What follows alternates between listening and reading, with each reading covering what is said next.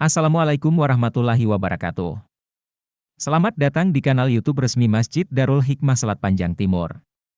Di sini, kami menyajikan berbagai kajian Islami, khutbah Jumat, serta kegiatan keagamaan yang penuh hikmah. Bergabunglah bersama kami untuk menambah ilmu dan memperkuat iman. Jangan lupa untuk like, share, dan subscribe agar tidak ketinggalan update dari kami. Assalamualaikum warahmatullahi wabarakatuh.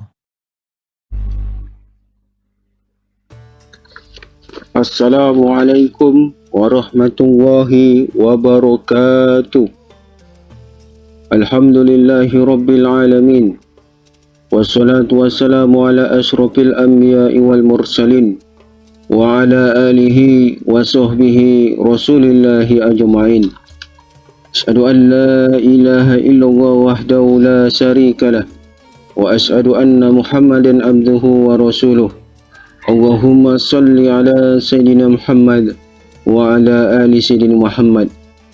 Faya ayyuhal hadirun, ittaqullah haqqa tuqatih wa la tamutunna illa wa antum muslimun. Qala Allahu fil Qur'anil azim, a'udzu billahi minasy syaithanir rajim. Bismillahirrahmanirrahim. Ya ayyuhallazina amanu إذا نودي للصلاة من يوم الجمعة فاسعوا إلى ذكر الله وذروا البيع ذلكم خير لكم إن كنتم تعلمون. Sadaqallahul azim. Hadirin sidang Jumat yang dirahmati Allah Subhanahu wa taala. Bersyukur kita kepada Allah Subhanahu wa taala yang mana pada kesempatan hari ini, Jumat yang berbahagia ini, kita masih berikan oleh Allah Subhanahu wa taala nikmat iman, nikmat Islam dan nikmat-nikmat lainnya sehingga kita bisa melangkahkan kaki, mengayunkan tangan menuju rumah Allah yang kita cintai ini. Lain tak bukan hanya untuk beribadah kepadanya, yaitu solat Jumat secara berjemaah. Selawat dan salam mari kita hadiahkan kepada junjungan Nabi besar Muhammad sallallahu alaihi wasallam dengan mengucapkan Allahumma salli ala Sayyidina Muhammad wa ala ali Sayyidina Muhammad.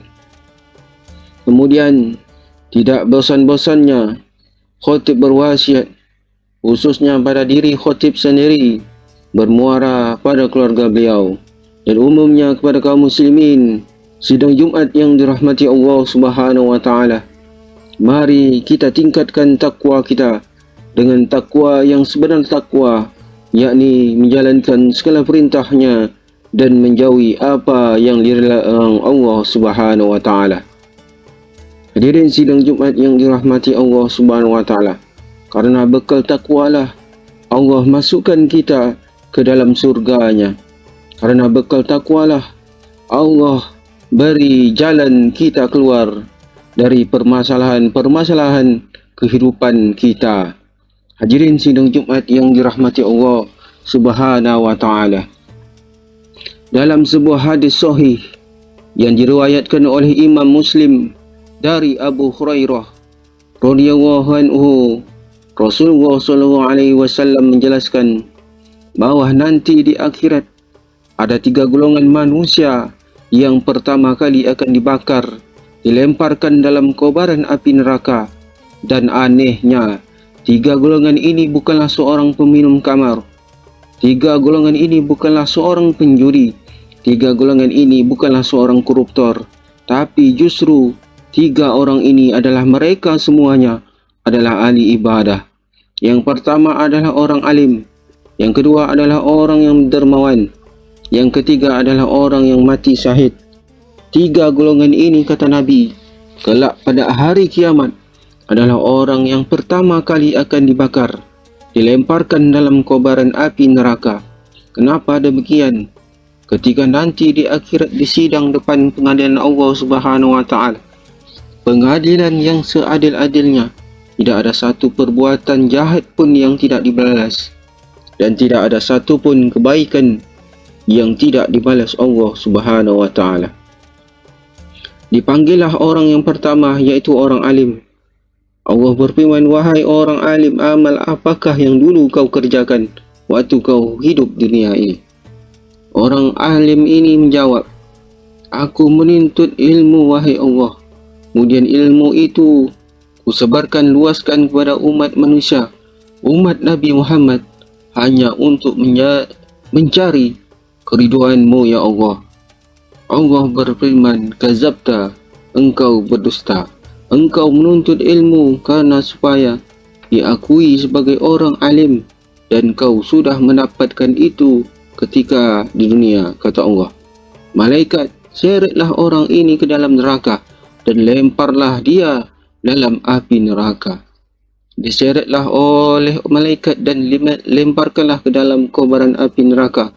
Lalu dipanggil golongan yang kedua, yaitu orang dermawan.